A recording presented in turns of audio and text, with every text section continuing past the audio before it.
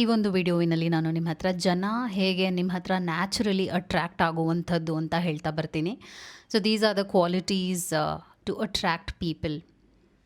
ಜನ ಫೋರ್ಸ್ ಆಗಿ ನಿಮ್ಮ ಹತ್ರ ಬರೋದಲ್ಲ, ಇಷ್ಟಪಟ್ಟು ನಿಮ್ಮ ಹತ್ರ ಬರ್ತಾರೆ. ಈ ಕೆಲವು ವಿಷಯಗಳನ್ನ ನೀವು ಲೈಫ್ನಲ್ಲಿ ರೆಗ್ಯುಲರ್ ಆಗಿ ಮಾಡೋದ್ರಿಂದ, ಮೊದಲನೇದು ಏನಂದರೆ ಬೀಯಿಂಗ್ ಕ್ಯಾರಿಸ್ಮ್ಯಾಟಿಕ್ ಅಂತ ಹೇಳ್ತೀವಿ. ಇದರ ಅರ್ಥ ಏನು ಅಂದರೆ, ಈ ಒಂದು ಟ್ರೇಟ್ನ ನಿಮ್ಮ ಲೈಫ್ನಲ್ಲಿ ತರಬೇಕು ಅಂದರೆ ಇದನ್ನು ನೀವು ಆದಷ್ಟು ನಿಮ್ಮ ಡೈಲಿ ಲೈಫ್ನಲ್ಲಿ ನಿಮ್ಮ ಲೈಫ್ನ ಒಂದು ಭಾಗವಾಗಿ ಮಾಡ್ಕೋಬೇಕಾಗತ್ತೆ. ಏನಂದರೆ ಕ್ಯಾರಿಸ್ಮ್ಯಾಟಿಕ್ ಪರ್ಸನ್ ಎಲ್ಲಿ ಹೋದರೂ ಕೂಡ ಅವರ ಕಮ್ಯುನಿಕೇಷನ್ ಬೆಸ್ಟ್ ಆಗಿರುತ್ತೆ, ಹಾಗೂ ಅವರನ್ನವರೇ ಪ್ರೆಸೆಂಟಬಲ್ ಆಗಿ ಇಟ್ಕೊಂಡಿರ್ತಾರೆ, ಹಾಗೂ ಮೈನ್ಯೂಟ್ ಥಿಂಗ್ಸ್ಗೆ ತುಂಬಾ ಅವರು ವ್ಯಾಲ್ಯೂ ಕೊಡ್ತಾರೆ. ಅಂದರೆ ಒಂದು ಕಡೆ ಹೋಗ್ತೀವಿ ಅಂದಾಗ ಆ ಜಾಗಕ್ಕೆ ಹೊಂದುವ ಹಾಗೆ ಒಳ್ಳೆಯ ಬಟ್ಟೆಗಳನ್ನ ಹಾಕ್ಕೊಳ್ಳುವಂಥದ್ದು, ಹಾಗೂ smelling good. You have to smell good also ಅಲ್ವಾ.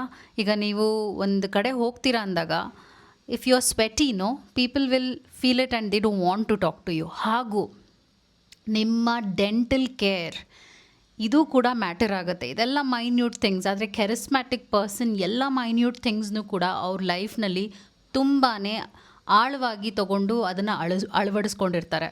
So you have to smell good, ಹಾಗೂ ನಿಮ್ಮ ಓರಲ್ ಡೆಂಟಲ್ ಕೇರ್ನ ಚೆನ್ನಾಗಿ ನೋಡ್ಕೋಬೇಕಾಗತ್ತೆ. ನೀವು ಮಾತಾಡುವಾಗ ದುರ್ವಾಸನೆ ಬಂದರೆ ಯಾರೂ ನಿಮ್ಮ ಹತ್ರ ಇರೋಕ್ಕೂ ಇಷ್ಟಪಡೋದಿಲ್ಲ. ಹಾಗೂ ನಿಮ್ಮ ಕಮ್ಯುನಿಕೇಷನ್ ಸ್ಕಿಲ್ ಅಪ್ರೋಚಬಲ್ ಆಗಿರುವಂಥದ್ದು. ಜನರ ಜೊತೆ ಮಾತಾಡೋದಕ್ಕೆ ಕಷ್ಟಪಡ್ತಾ ಇದ್ದೀರಾ ಅಂದರೆ ಅದನ್ನು ನೀವು ಅಭ್ಯಾಸ ಮಾಡ್ಕೊಂಡಿಲ್ಲ ಅಂತ ಅರ್ಥ. ನೀವೊಂದು ಗ್ರೂಪಿಗೆ ಹೋದಾಗ ನೀವು ಯಾರಿಗೆ ತುಂಬ ಈಸಿಯಾಗಿ ಅಟ್ರ್ಯಾಕ್ಟ್ ಆಗ್ತೀರಾ ಮತ್ತು ಅವ್ರ ಜೊತೆ ಇರಬೇಕು ಅಂತ ಇಷ್ಟಪಡ್ತೀರಾ, ಯಾರು ತುಂಬ ಚೆನ್ನಾಗಿ ಮಾತಾಡ್ತಿರ್ತಾರೆ, ಯಾರು ತುಂಬ ಈಸಿಯಾಗಿ ಖುಷಿಯಾಗಿರ್ತಾರೆ. ಸೊ ಇವ್ರನ್ನೇ ನಾವು ಕ್ಯಾರಿಸ್ಮ್ಯಾಟಿಕ್ ಪರ್ಸನ್ ಅಂತ ಹೇಳ್ತೀವಿ. ಈ ಒಂದು ವಿಚಾರವನ್ನು ನಿಮ್ಮ ಲೈಫಲ್ಲಿ ತೊಗೊಂಡು ಬರೋದಕ್ಕೆ, being a charismatic person, it will take its time. Do not rush. ಆದರೆ ನಾನು ಹೇಳಿರುವ ಕೆಲವು ಪಾಯಿಂಟ್ಸ್ನ ನೀವು ಮೈಂಡಲ್ಲಿ ಇಟ್ಕೊಂಡು ಮಾಡೋದ್ರಿಂದ ಖಂಡಿತವಾಗ್ಲೂ you can be that. And ಈ ವಿಷಯಗಳನ್ನ ನೀವು ಮಾಡೋದ್ರಿಂದ ಕೂಡ ಜನ they just come to you like a magnet.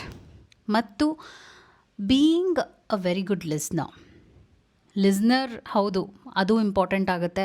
ಏನಾದರೂ ನೀವು ಮಾತಾಡುವಾಗ ತುಂಬ ಮಾತಾಡೋದಲ್ಲ, ಅವ್ರಿಗೂ ಸ್ಪೇಸ್ ಕೊಡಬೇಕಾಗತ್ತೆ, ಕೇಳುವ ಒಂದು ಸ್ಪೇಸ್. ಅವರೇನೋ ಹೇಳುವಾಗ ಅದನ್ನ ಅರ್ಥ ಮಾಡ್ಕೊಳ್ಳುವಂಥದ್ದು, ಹಾಗೂ ನೆಕ್ಸ್ಟ್ ಟೈಮ್ ಮೀಟ್ ಮಾಡಿದಾಗ ಅದ್ರ ಬಗ್ಗೆನೇ ಮತ್ತೆ ಮಾತಾಡುವಂಥದ್ದು. ಆವಾಗ ಅವ್ರಿಗೇನು ಅನಿಸುತ್ತೆ ಅಂದರೆ, ಆವಾಗ ನಾನೇನೋ ಹೇಳಿದ್ನ ಈಗಲೂ ಅವ್ರು ನೆನ್ಪಿಟ್ಕೊಂಡಿದ್ದಾರೆ ಅಂತ ಇಷ್ಟಪಟ್ಟು ನಿಮ್ಮ ಜೊತೆ ಇರೋಕ್ಕೆ ಮತ್ತು ನಿಮ್ಮ ಜೊತೆ ಒಂದು ಒಳ್ಳೆಯ ರಿಲೇಷನ್ಶಿಪ್ ಬೆಳೆಸೋದಕ್ಕೆ ಅವರು ಕೂಡ ಇಂಟ್ರೆಸ್ಟ್ನ ತೋರಿಸ್ತಾ ಬರ್ತಾರೆ. I hope this video was helpful. Take care. ನಮಸ್ಕಾರ. Thank you so much.